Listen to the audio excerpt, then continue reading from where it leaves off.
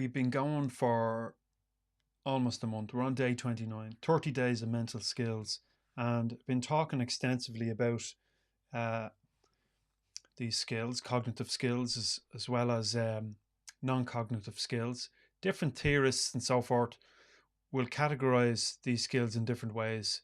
But for the purposes of our exercise, I'm classing these skills as psychological skills or mental skills.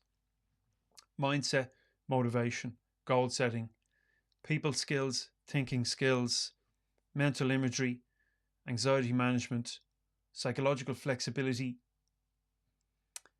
and focus and attention. There's 9. And today I want to offer you a daily practice that will work on all of these 9. That doesn't have to be, a task for each of them, because they overlap and they inform one another, and there is a synergistic effect, as you'll read in the final chapter, chapter 11, of mental skills basics. And that synergy comes about by these elements or these aspects merging with one another and influencing one another and so on. And you'll probably have seen that from how I've been talking about DC and Ryan's theory of self-determination, Carol Dweck's self-theories model, Stephen C. Hayes' acceptance and commitment therapy, Csikszentmihalyi flow, Martin Seligman, the PERMA model, all of these things, Jack Lessick, his work on mental skills as well. All of these components overlap, inform one another, and develop one another and so forth. There's synergy in all 9 and how they operate and take effect. So how do you bring these about? What do you do? It's great, knowing all these things, and reading about things and them being interesting. And for us to recognize in them that there's something here, right? Something interesting here and wanting to go further. So what do you do with all of this information? Well, this session, day 29, is about pulling it all together and executing a particular practice on a daily basis. So let me reveal that to you now. If you're watching on YouTube or Substack or elsewhere, you'll see a little text box up on the screen. If you're listening on a podcast or whatever, well, jump over to YouTube, work.psychologist, or you'll even get it on TikTok and Instagram, although I'm less on those platforms. But here we go. This is your practice. Journal. Write every day. Get yourself one of these and write in it. Every morning before you go off to work, get up 20 minutes before you need to and write how you would like or how you foresee the day going. What's going to happen? You say, well, that's ridiculous. Why would I do that? I don't know what's going to happen. Well, you'll know from the session on visualization, mental imagery, that you can influence the behavior of your own organism by virtue of what you imagine and rehearse on a regular basis. So if you're to take an extreme example, if you're to rehearse disaster, well, then you're more likely to encounter disaster. Or at the very least, you'll experience all the negative emotions associated with that disaster right now as you picture it. So when you take the time in the morning to write about how you would like your day to go, you're more inclined to tune yourself to expect better or more favorable circumstances. Athletes know this. Formula One drivers use mental imagery, visualization, to see themselves driving around the track. Artists do it. Stage performers do it. You do it even though you don't realize you're doing it. If you're inclined to meet challenge and adversity everywhere you turn, it's likely that you're just rehearsing it as such. And so, hey, voila, the world gives it to you. Now, I don't want to invoke hocus pocus here, but your brain doesn't know the difference. Go back and listen to the sessions on mental imagery for more on this, or read the chapter, I think it's chapter 7, I can't be sure, of mental skills basics, and you'll find out what the research has to say about this. So, There is also a cognitive effect of taking your thoughts and ideas and writing them down rather than typing on a screen. Typing is fine, but if you really want to enhance your learning and memory function faculties, use a pen and write on paper. Write about how things are in a favorable way or how you expect them to be, okay? So journal in the morning before you go to work. In the evening time, do it again. Last thing before you go to sleep, take out the journal and write about how your day went. If the day went shitty, say so. But don't stop there. You've got to take it further. No matter how shitty it was, I guarantee you there was some good stuff. And oftentimes you might appreciate this yourself. Oftentimes when we're in the depths of disastrous situations, something manages to worm its way in. Something good manages to worm its way in and go, I'm still here. Like a child cracking a joke or someone saying something stupid that all of a sudden brings up, you know, makes you laugh or whatever. So the good is there. This practice helps you tune to it.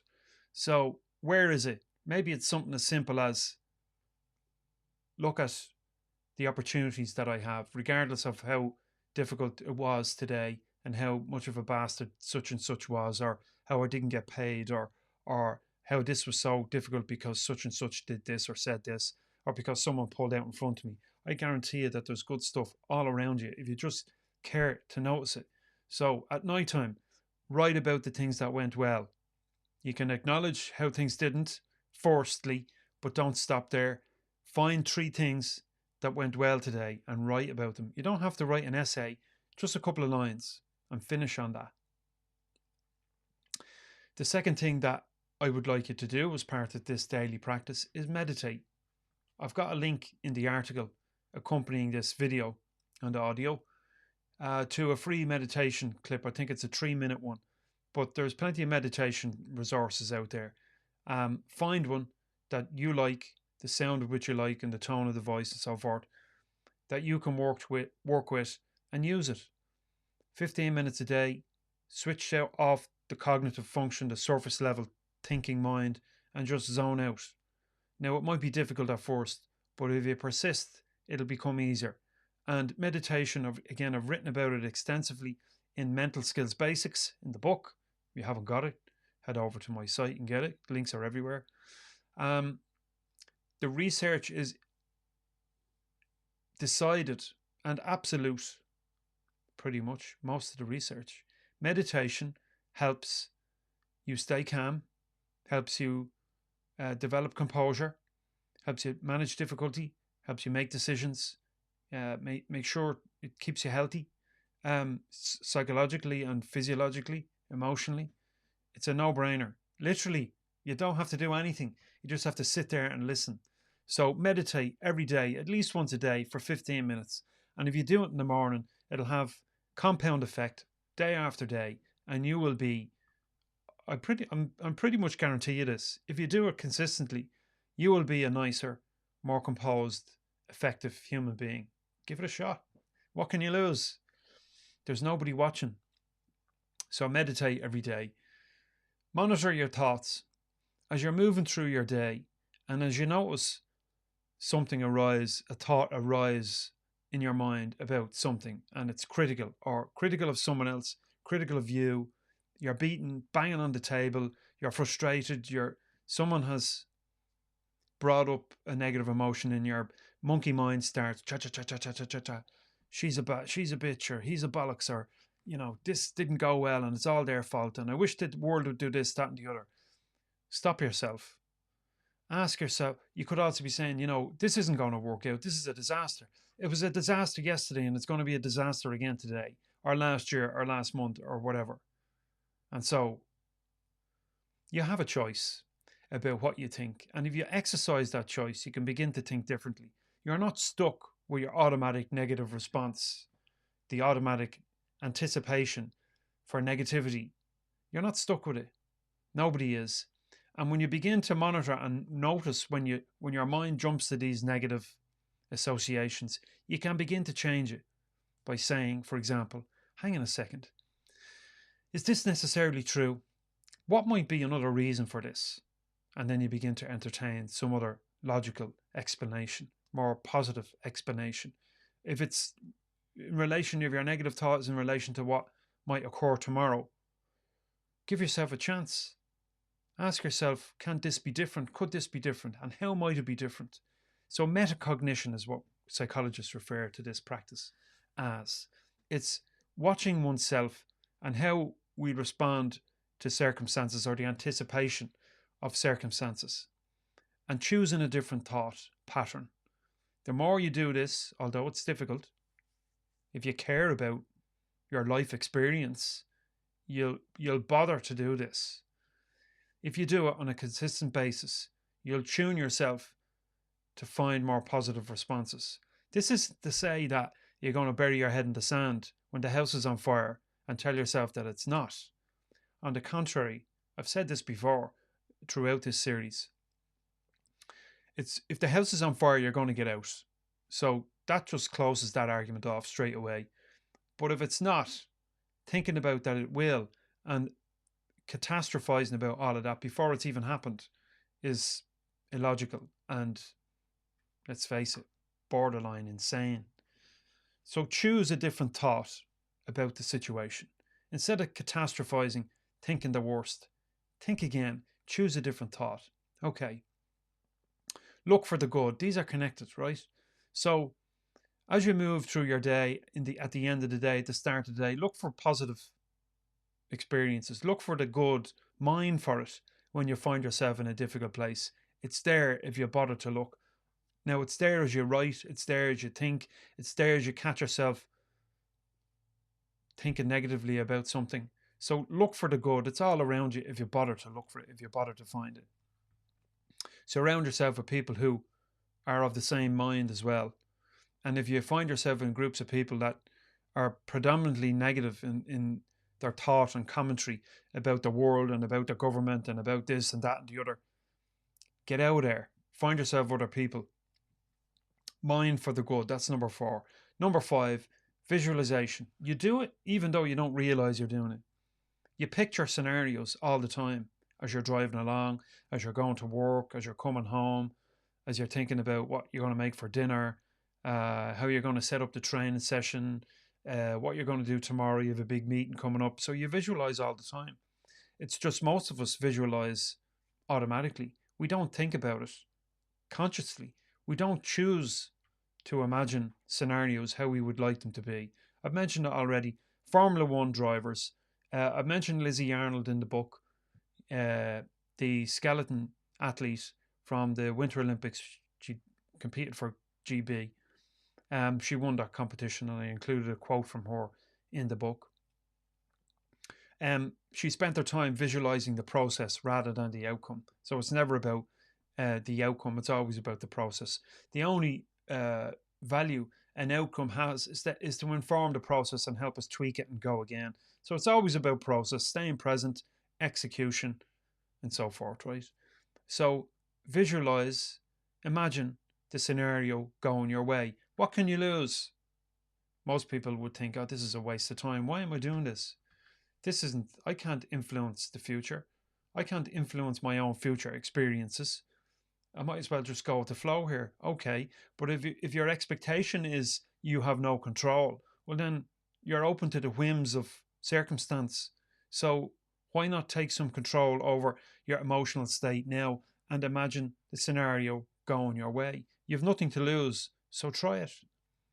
Do that on a regular basis. You can do it as you're having your lunch. You can do it as you're, eating your dinner. You can do it it's probably better to just focus on eating your dinner if you're eating your dinner, and certainly not when you're driving, although you could do it. I do it all the time. I take myself off to all kinds of places when I'm driving. Sometimes they're unfavorable, sometimes they're favorable, but when we become consciously aware of it and we can begin to direct our thoughts and our imagination towards what we want, we generally feel a little bit better in the process. And therefore, when we reflect on a life well lived, it's a culmination of all these moments. So your organism doesn't know any different. So close your eyes and imagine scenarios that you want to experience, right? Visualization, mental imagery. Again, I'll go into quite a lot of detail and offer you some research that backs this up. So get into it, particularly around the PETLEP method. Go into detail on that. So check that out in the book as well. Mental skills basics. And then finally, find time to switch off the tech. Okay, don't bring your phone into your bedroom. Leave it outside. Switch it off, because even the anticipation of notifications keeps you from your focus. Technology is designed to grab your focus and keep it. Applications are developed to capture your attention and keep it. If you're not conscious about your own technology use, technology will rule you and poke you and push you around rather than you using it. So at night time, maybe you want to watch a bit of telly in the evening, fine. But when you're finished and you're heading for the nest, turn off your phone and leave it off. It'll set your alarm or whatever, but leave it outside your room. Go to work, do your journal exercise, a little bit of meditation as well helps, and off you go to sleep. Wake up the next morning, bright and bushy-tailed, raring to go. That's the 6 steps I'd like to offer you. This is an ever-evolving process or practice. So when you come back, I don't know, at some time in the future, I may modify this a little bit, but that's what I've got for you for now. Do this on a daily basis. Watch the change occur, positive change occur. I won't guarantee you anything, but if you do happen to execute, perform this daily practice, come back to me and let me know how it's gone. Tomorrow I'm going to just summarize everything we've spoken about. Nothing new necessarily, but I have a little offer for you in tomorrow's day 30. So make sure you stay tuned for that. There'll be more on this stuff. It's never ending. The 9 mental skills: mindset, motivation, goal setting, thinking skills, mental imagery, anxiety management, psychological flexibility, and focus and attention. I've lots more to offer you. So hopefully you've enjoyed that last 29 days. We'll wrap it up tomorrow. Thanks for listening. Thanks for watching. And I'll see you then. Take it easy.